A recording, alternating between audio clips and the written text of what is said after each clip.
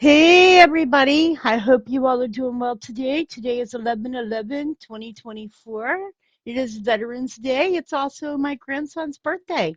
Anyways, you guys thought I would do an update on the disasters going around the world. So, if you think you're having a bad day, let's take a look at the disasters that are going on around the world. So, we're going to start out with in Zimbabwe, cholera outbreak has hit a resort town of Kariba. One is dead, and 14 are suspected of cases that are recorded. In Africa, on 11/9/2024, Africa is facing acute monkeypox outbreak as cases have surpassed 50,000. In Pakistan today, 79 new dengue cases in Punjab have raised health concerns. In Canada, there has been the first case of human H5 bird flu.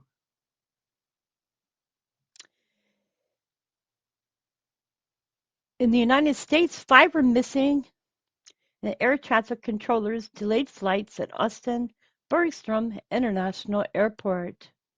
And we're going to see if we have some more information on this. So give me 1 second.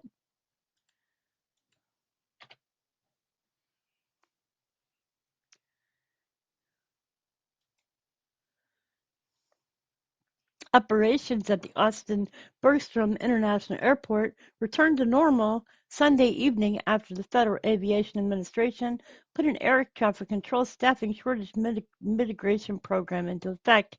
The move delayed several flights and was reportedly implemented without notice, catching the attention of the Texas U.S. representative.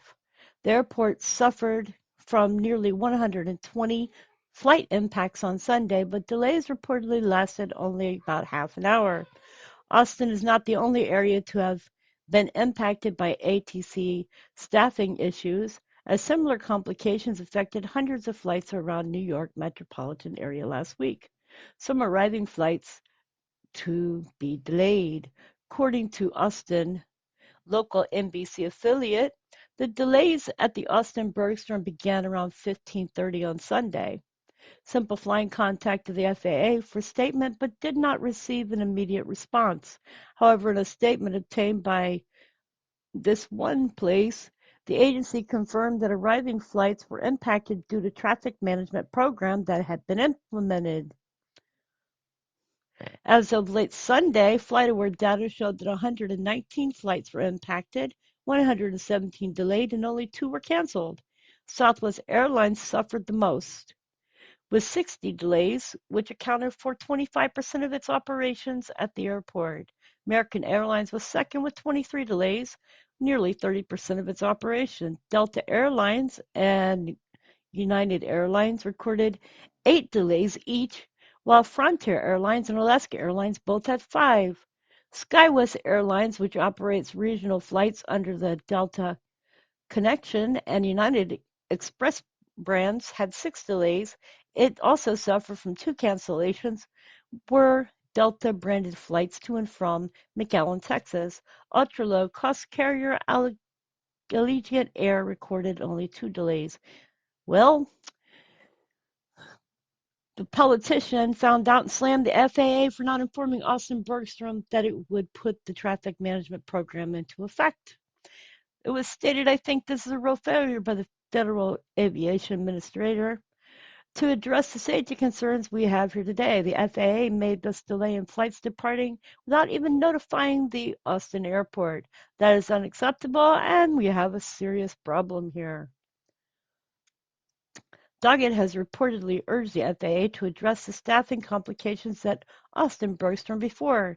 The representative said 13 controllers were supposed to be on staff Sunday afternoon, but only 8 controllers were present, with no supervisors accompanying them. This is really a serious matter today, causes inconvenience, and may mean that people miss their connection. But bigger problem is the safety problem if we don't have adequate air traffic controllers. We need a significant increase in controllers at the airport. Not by this time next year, when we may have additional near misses or a disaster. But we need it soon. We need it prioritized. Austin Bergstrom was at the center of the headlines last year when the Southwest Boeing 737-700 and a FedEx 767-300 freighter came within 150 feet of each other. Texas Department of Aviation reportedly has a plan to address the ATC vacancy issues. However, the details of the plan are not clear. A spokesperson from the department said that the staffing challenges have resulted in aviation becoming increasingly reliant on third-party contractors to deliver airport services. The FAA has been working to mitigate ATC-related flight impacts, specifically in the Northeast. Earlier this year, the agency forced controllers to move to Newark's airspace in Philadelphia. Staffing shortages have unfortunately caused some controllers to be overworked and burnt out. So that was, and I'm trying to figure out the 5 missing air traffic controllers. So let's see what else I can find out about this. Operations at the Bergstrom International Airport, and this is what I found out, but I cannot find the missing traffic controllers.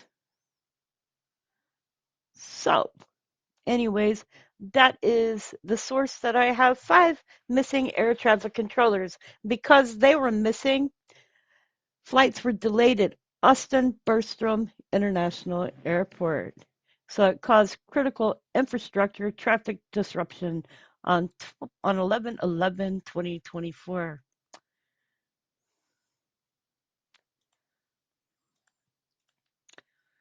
Okay, so we move on.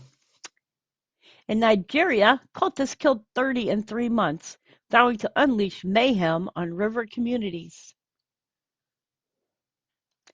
And Moldova blasts aggressive Russian drone incursion on its territory. In Syria, explosions have been heard in Damascus, and that is according to Syrian state TV. Let me see what I have on this. Explosions were heard in Saida Zainab area on the outskirts of Damascus on Sunday, Syrian state television reported. That's located just south of the Syrian capital and is home to a prominent Shiite shrine and has been the target of Israeli attacks in the past. Syria says 7 civilians were killed in Israeli strikes near Damascus.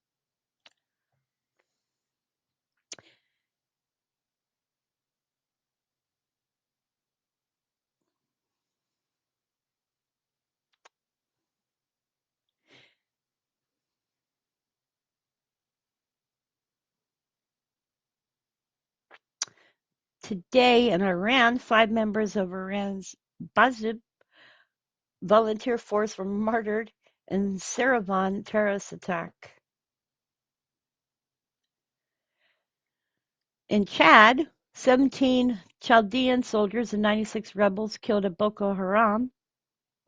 a Boko Haram attack.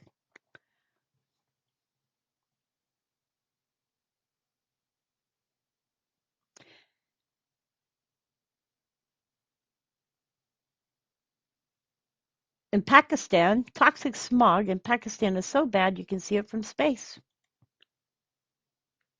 Record-breaking levels of thick, toxic smog have even shrouded eastern Pakistan and northern India since last month, can be seen in striking satellite imagery. A huge cloud of gray smog blankets Pakistan's Punjab province and stretches out east into India, over the capital New Delhi and beyond. Satellite imagery from NASA Worldview shows the pollution has forced authorities in Pakistan to close schools and public spaces as the acrid smog threatens the health of tens of millions of people. Images from Pakistani cities of Lahore and Multan this week show the dark haze engulfing streets and blocking buildings from view. Pollution in the region ramps up each winter when an ominous yellow haze blankets the skies due to the combination of farmers burning agricultural waste, coal-fired power plants, traffic, and windless days. Air quality worsens in the winter because of colder and drier air traps pollution rather than lifting it away, as warm air does when it rises. Satellite imagery from NASA Worldview shows heavy smog over Pakistan's Punjab province and other parts of northwest India on November 10, 2024, compared to the same regions on August 31st, 2024. Though major South Asian cities suffer with poison smog each year, officials in Pakistan's second biggest city, Lahore, have characterized this season as unprecedented. The air quality indexes in parts of Punjab, Pakistan's most populous province of 127 million people, has exceeded 1,000 multiple times in the past week, according to IQ Air, which tracks global qualities. A reading above 300 is considered hazardous to health. In the Punjab city of Multan on Monday, the reading for the tiniest and most dangerous pollutant, PM 2.5, was more than 110 times higher than the safe level set by the World Health Organization. When inhaled, PM 2.5 travels deep into lung tissue where it can enter into the bloodstream.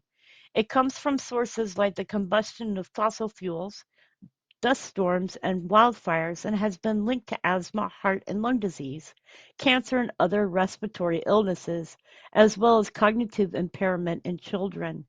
Hospitals and clinics in Pakistan have become inundated with patients suffering from effects of pollution, with Punjab health officials saying more than 30,000 people have been treated for respiratory ailments in smog-hit districts, according to Pakistan's Environmental Protection Agency, which said Sunday there was an unprecedented rise in the numbers of patients with lung and respiratory diseases, allergies, eye and throat irritation in the districts of Faisalabad, Multan, and Gujranwala, where average air quality levels are alarmingly hazardous. Schools and government offices have already been ordered to close until November 7th. Actually, that was from Associated Press. Okay, so anyway, um, on Friday, Punjab authorities shuttered all parks, playgrounds, museums, zoos, and historical sites at 18 districts for 10 days.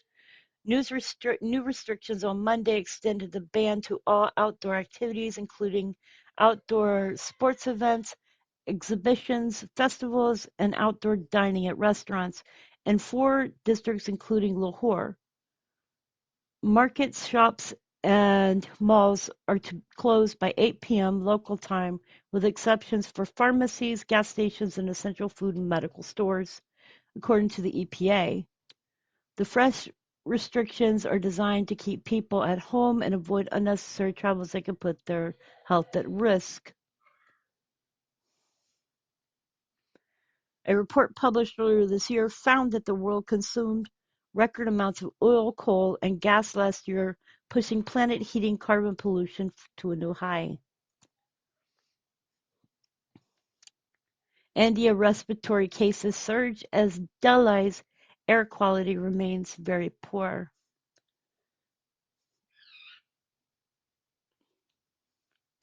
In India, there was an explosion at Hyderabad hotel, damaged 6 huts and injured 2. Okay, you guys, on the 9th, a plumber's car exploded in New York, damaged 5 houses and 5 cars. A car exploded on the morning before 7 a.m. in Queens, New York, spewing fire and debris that damaged 5 nearby houses and 5 cars. It was an Infinity and it belonged to a plumber who used it not only to get to work but to the store, but to store natural gas in acetylene tanks. But at least one of the tanks apparently begun to leak, which may have triggered the explosion. The fiasco made for dramatic footage, which was caught on surveillance cameras. But fortunately, nobody was hurt, including the plumber's mother and brother, who were about to leave home and get into the car right before it exploded. The car's owner, Hurakan, was at home at the time of the explosion, was shocked to see when he saw the damage. I guess he stated, "We had a natural gas for the business, but we didn't think anything was leaking because we kept always kept secure the tank and made sure it was closed. He said, "We learned it's not safe to have it in the car. It's a devastating loss for the family, for his family's business." He said they will have to replace the vehicle and all the tools that they were storing in the car. Wow. In Australia, a factory fire caused peak hour delays in Sydney's west. This was today. A workshop fire in western Sydney is causing delays in peak hour traffic. Up to 18 fire trucks and more than 60 firefighters were fighting the fire at a factory next to a petrol station and furniture warehouse on Stubb Street. Auburn and Sydney's west, live traffic is warning of heavy traffic causing delays in Parramatta Road between St. Heliers Road and Silverwater Road and Scarrett Street South. Thick black smoke can be seen across the area. It's understood that everyone who was in the factory has been accounted for.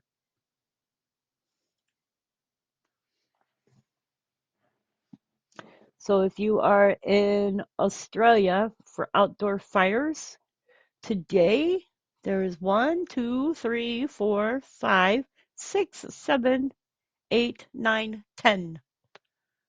They're all in Australia, Oceania.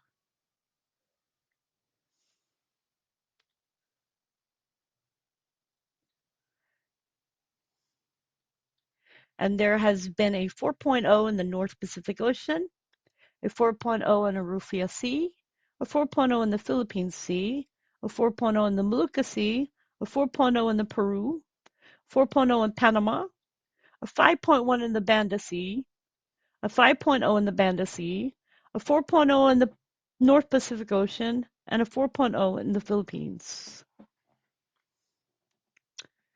Today there was a landslide in Yemen and it killed 7.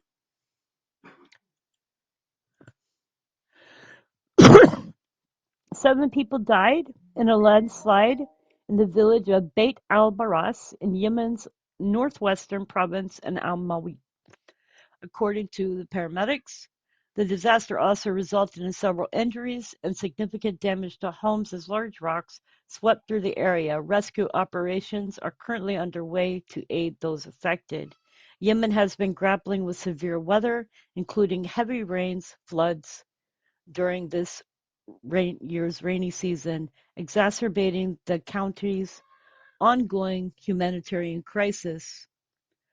The country's health system, already stretched thin after decades of civil war, is struggling to provide basic medical care due to the shortage of specialized doctors, medical supplies, and infrastructure, as reported by the UN. And let's see where this is going on. So I'm going to put this in on Google Earth, and I can show you the coordinates of where the latitude and longitude is at for this landslide.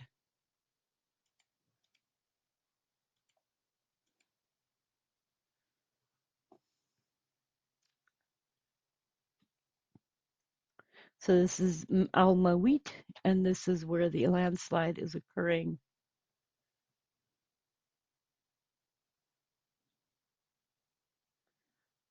Can't I say exactly where, but it's around this area. This is the coordinates that are given.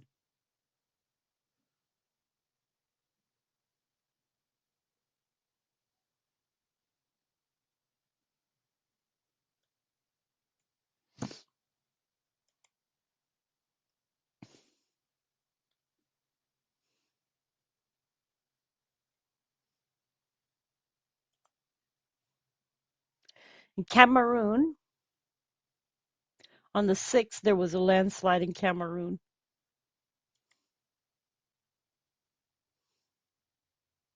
Um, that one killed 3 people in a landslide in Cameroon's west side. Um, Heavy rains triggered that landslide at a steep hill in Lefay's locality. And that one was in Cameroon. On the 9th of this month, Swiss villagers had to evacuate after an alpine rockslide alert And that was again, so it was a second rock slide alert. Authorities in eastern Switzerland, and let me put the coordinates in for this one. So I do have coordinates for this one as well. And this one is in Switzerland, but this one was just a few days ago, so that's why I am putting this in. This one is a geological incident.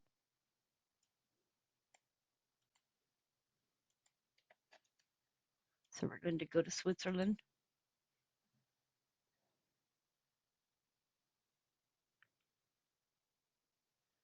Okay, so we're over here. Authorities in eastern Switzerland on Saturday ordered residents of a tiny village to prepare to evacuate as an alpine rockslide loomed overhead, threatening to break loose and spill down on their homes. It was the second time that residents of Brienz received evacuation orders after a similar threat last summer. Local officials said in a statement to villagers that high above Brienz, the top part of the uppermost part of the rubble pile has accelerated considerably. It cannot be ruled out that up to 1.2 million cubic meters of rock debris will be moving down the valley in a stream of debris. Measurements taken by the municipality earlier warning service showed that the top of the rubble pile has been moving at a rate of more than 30 centimeters or 11.8 inches per day, at times since the second half of September, the SRF public broadcaster reported. They said that if the rock slide starts accelerating, it could soon reach the village. The centuries-old village straddles German and Romance-speaking parts of the eastern Graubünden region, sitting southwest of Davos in an altitude of about 3,800 feet. Today it has less than 100 residents. The mountain and rocks on it have been moving since the last ice age, according to local officials. Over the last century, the village itself has moved a few centimeters each year, but the movement sped up over the past 20 years. The landslide has been moving about a meter or 3 feet per year. So this is the town. It has less than 100 people in it, and I believe this is the area where the rock slide's coming from. Wonder if this has a ground view. It does, so maybe we can look up. So I would say probably up from there. We're in a backyard here. Okay, so let's go over here because this looks like, so let's go here.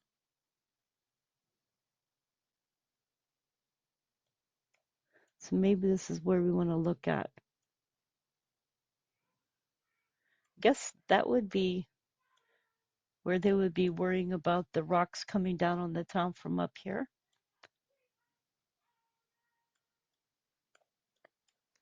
Because this is the town here. So would it be coming from over here or up here? It's a pretty little town. It's a beautiful little town.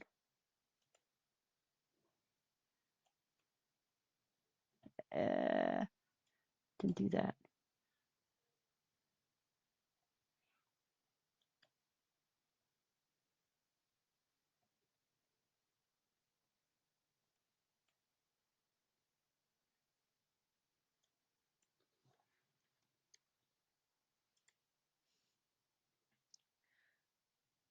Okay, yesterday's Spur volcano. Never heard of it before. Um, Unrest is continuing at Mount Spur, so let's take a look where Mount Spur is.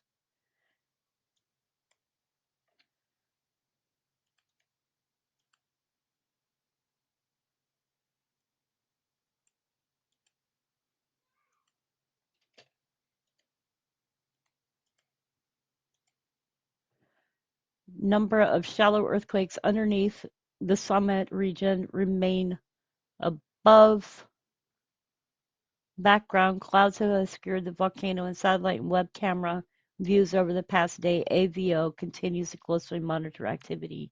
So this is Mount Spur here. So we're keeping an eye on Mount Spur, and Mount Spur is located up here, it looks like Alaska. So that's Anchorage right here. So Mount Spur is over here.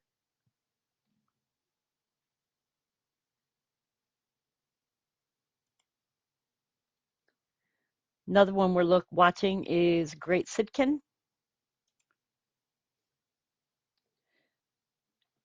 So let's put in Great Sitkin.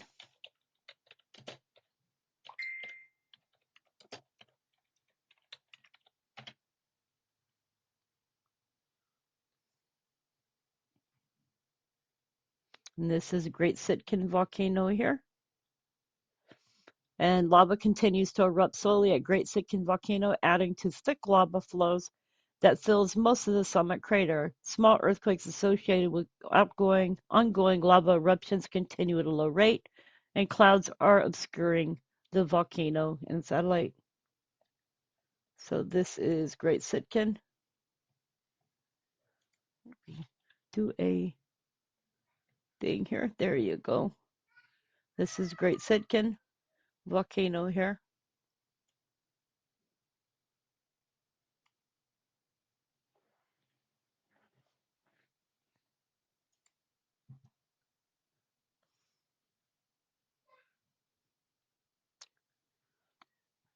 In India, a huge explosion has occurred in an oil refinery and shook homes in the Gujarat Valdora. A fire broke out, and let's show you where this is located.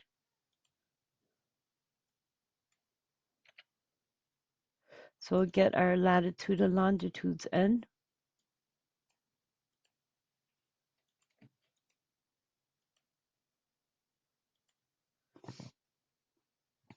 A fire broke out at the Indian Oil Corporation refinery in Gujarat's Valdora today.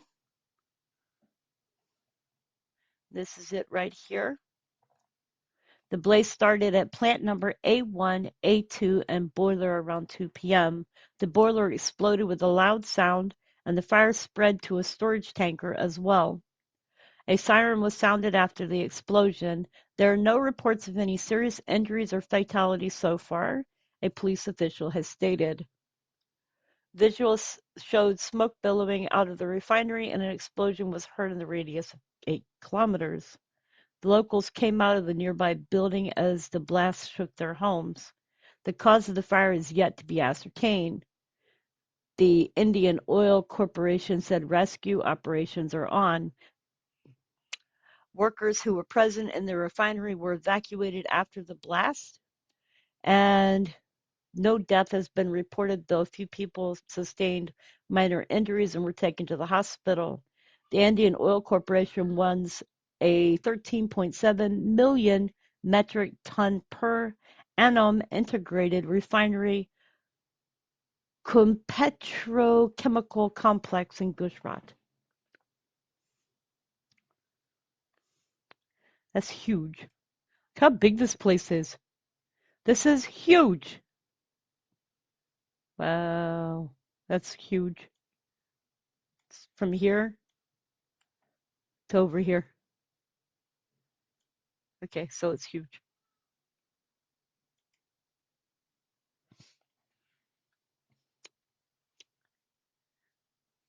In Ecuador, a 60-hour-long power cut announced for some Ecuador industrial districts. In the United States, Colorado's snowstorm has cut power to roughly 52,000 homes, and thousands are still without power.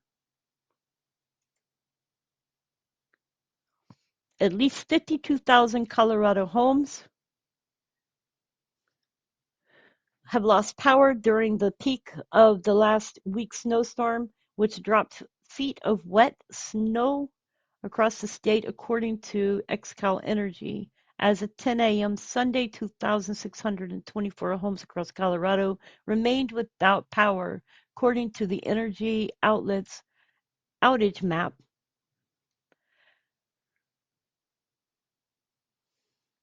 Majority of the remaining outages, 128 outages affecting 2,400 homes, were in the Denver area. On a typical day, the energy outlet sees anywhere from 10 to 40 outages,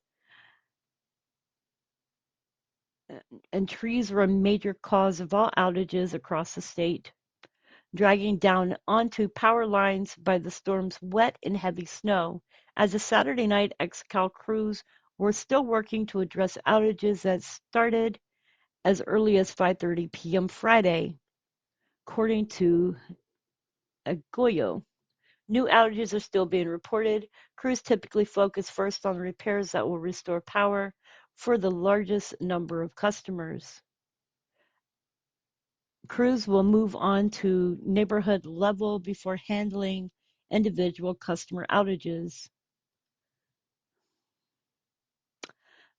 Um, the storm has caused high number of outages to individual properties or small groups of customers, so it will take time for crews to reach all affected locations and make repairs. Most of the remaining outages are estimated to be repaired between noon and 10 p.m. Sunday, according to the outage map. Customers can report their outages and down power lines online or by calling Energy Outlet at 1-800 895-1999. So if you are watching this video, you can report them online if you have access to online, because if you have no power, you might not have online. But you can call if you have a phone at 1-800-895-1999.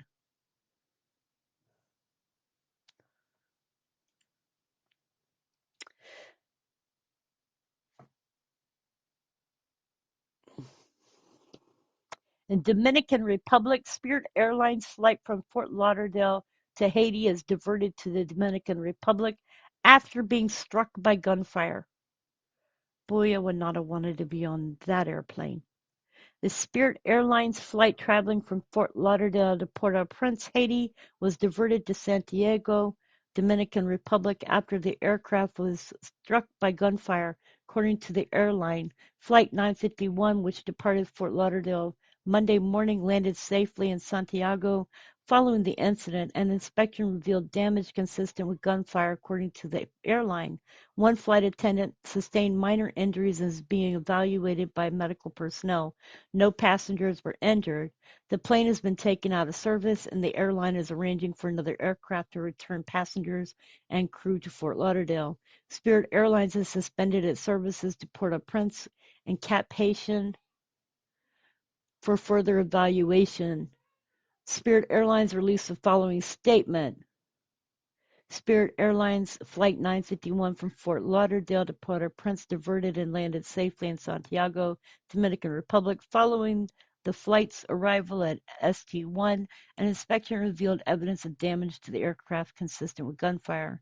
One flight attendant on board reported minor injuries and is being evaluated by medical personnel. No guest injuries were reported. The plane has been taken out of service, and we are arranging for different aircraft to return our guests and flew to Florida today. The safety of our guests and team members is our top priority, and we have suspended our service at Port-au-Prince and Cape Haitian pending further evaluation. Nope, I would not want to be on that plane. Thank you.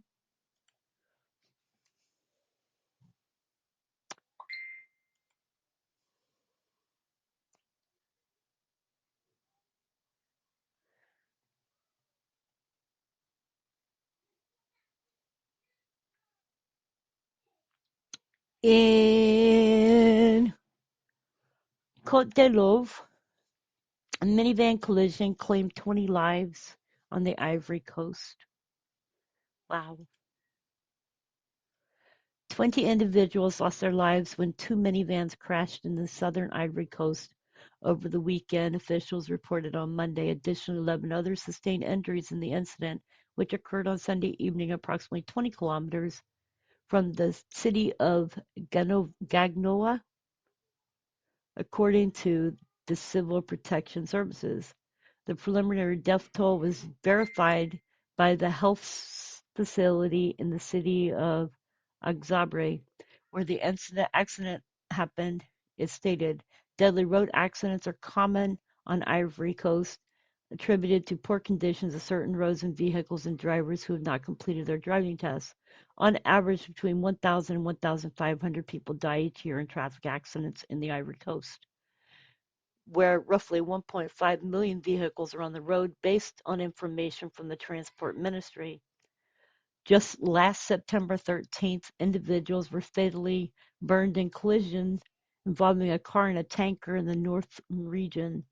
In recent years, the government has implemented several measures to decrease fatal accidents, including introducing points on driver's licenses, prompting the import of vehicles older than 5 years, performing road maintenance, and installing video cameras. And just so y'all know where that is over there in South Africa. So when you're looking at the map, let me go to show y'all where it's located. So this is where it's located here. Would be over in here, Côte d'Ivoire. So I think I've got this right. Yeah, it's over in here. So this would be the area over in here.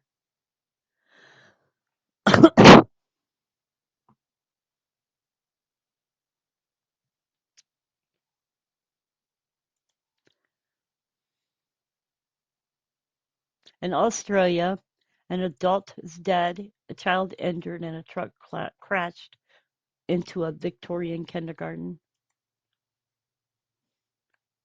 A truck has crashed into a kindergarten north of Melbourne, killing one adult and injuring a child. The incident occurred at a kindergarten in Riddles Creek on Main Road about 2:20 p.m. on Monday. Police said an adult who is yet to be formally identified died at the scene. Prayers to the family. A child has been taken to the Royal Children's Hospital with serious but non-life-threatening upper body injury. Emergency services said the driver of the truck was taken to the Royal Melbourne Hospital for observation. Police said the circumstances surrounding the collision are being investigated. Prayers for the child, too. And that's near Gisborne, Australia.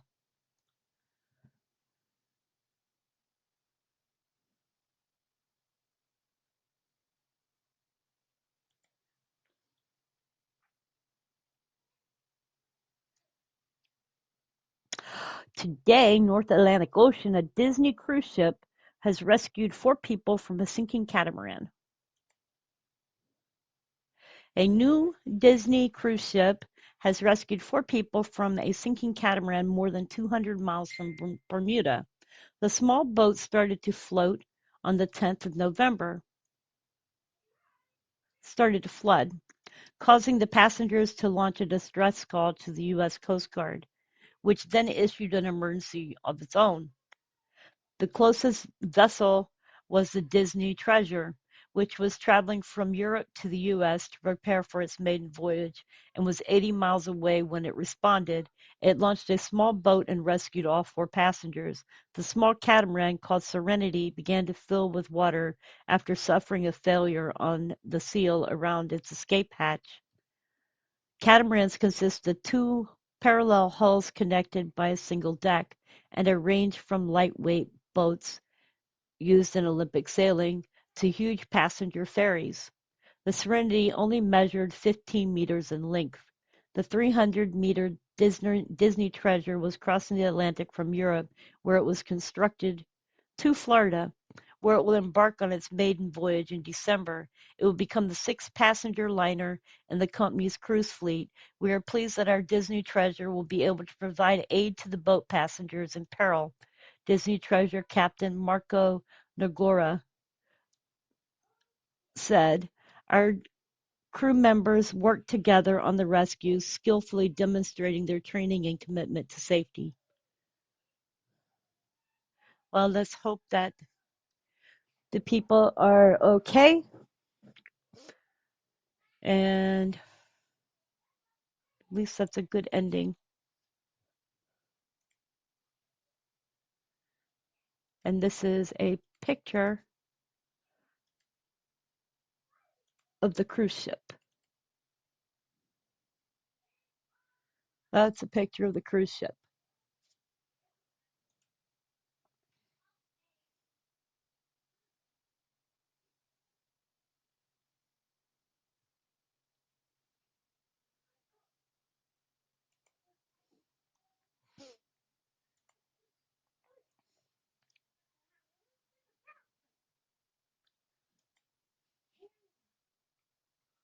In the Philippine Sea right now, they're watching Tropical Cyclone 2724. Red Tropical Cyclone 2724. Tropical storm maximum wind speed of 194 kilometers per hour.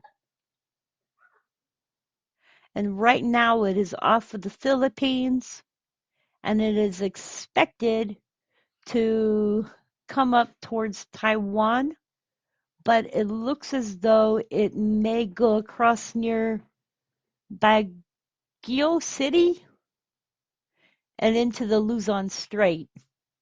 So it is going to go across the tip of, and I believe that is the Merida Islands, Manila. So it's Manila, Santiago. Yeah, it's gonna be near Layag City. So that's part of the Philippines,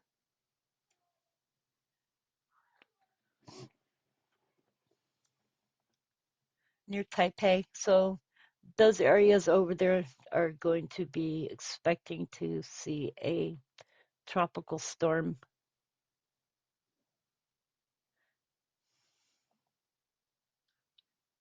slash hurricane.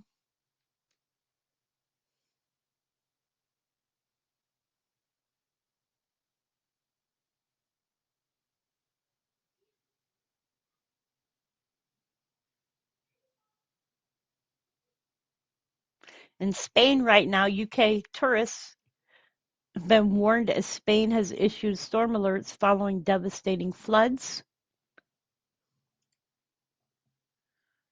Areas of Spain, including popular holiday destinations Barcelona, Mallorca, and Ibiza, have been put on alert for heavy rains and storms this week as results of new weather system similar to that which has caused devastating floods in the Northeast 2 weeks ago. Spain's National Weather Agency, ARNET, warned that an area of isolated high-level depression will form this week in the Mediterranean south of Spain, causing a drop in temperatures. It will move in from Wednesday, November 13th, and is set to last until Saturday, November 16th. This will result in heavy and persistent rainfall in the area of the Balearic Islands and Mediterranean coast. A spokesperson stated the most likely scenario at the moment is that the rainfall in the Mediterranean area will begin on Tuesday, with greater probability in the south of the Balearic Archipelago, especially in the Putuatas. Let me see where, if I can pull this up so y'all can see where this is at. Um, if I can do this.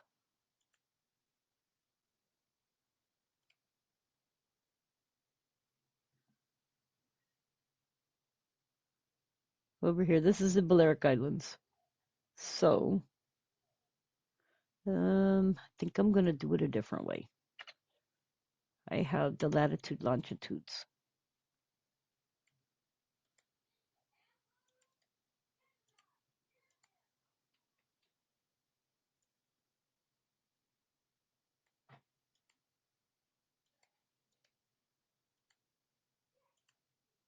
Well, same area. Just took it off the island and now we're over here.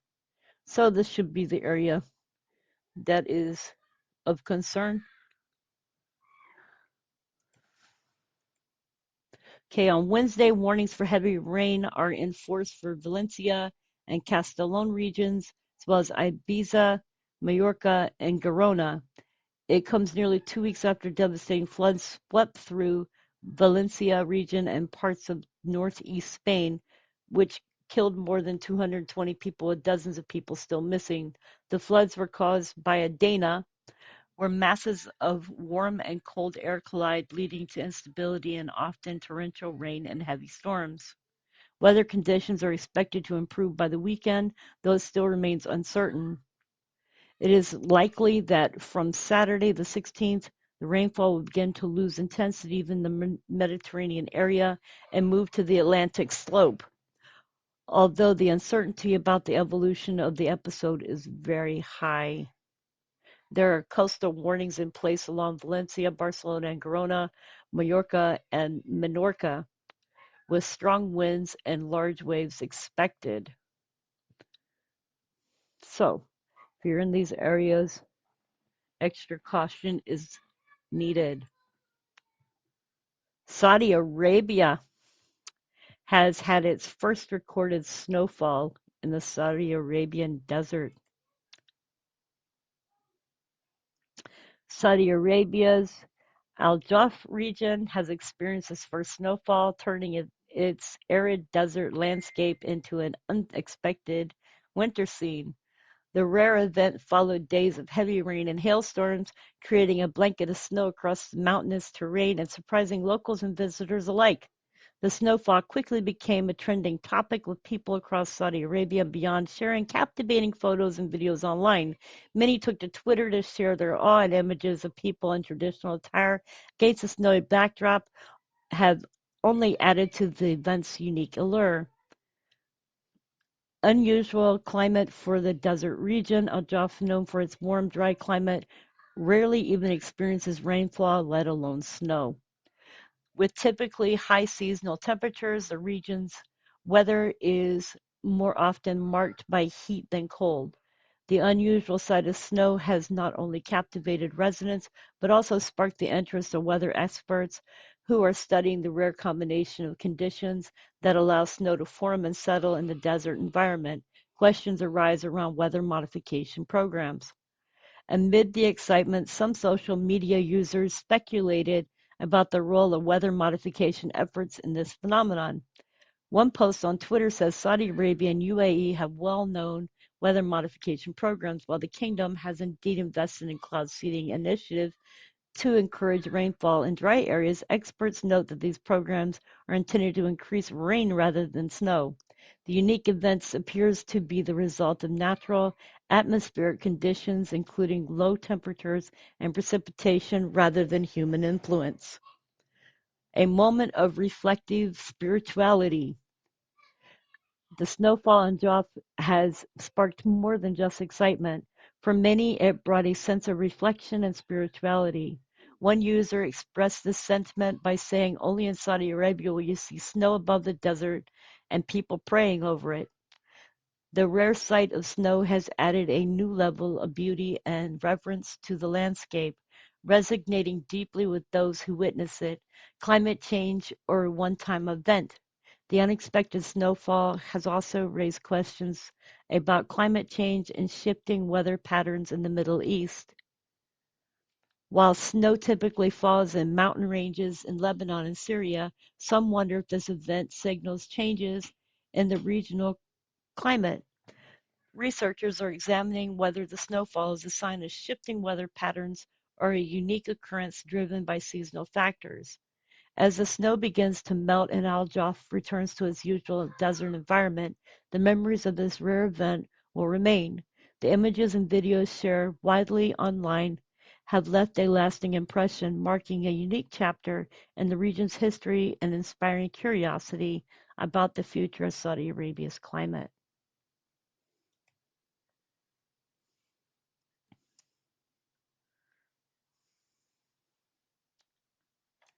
That's wild. And if you go online and you go to, let me see if I can pull it up.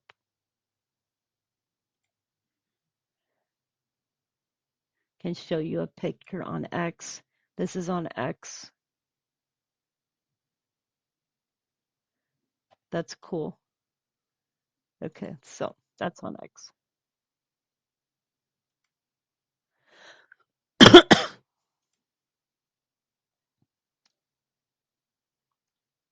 All right, you guys. Well, I have reached the end of my update. I hope you all are doing well. As you can see, there's plenty going on around the world. Not all of it is good news, but there is always good news to find out there. You just have to look for it. So when you think you're having a bad day, look for the good. Anyways, you guys, I love you, and I hope that you all are having a wonderful day. Please be safe. Remember to tell somebody that you love them. Remember, tomorrow is not always promised. Anyways, you guys, I love you, and I will see you on the next one.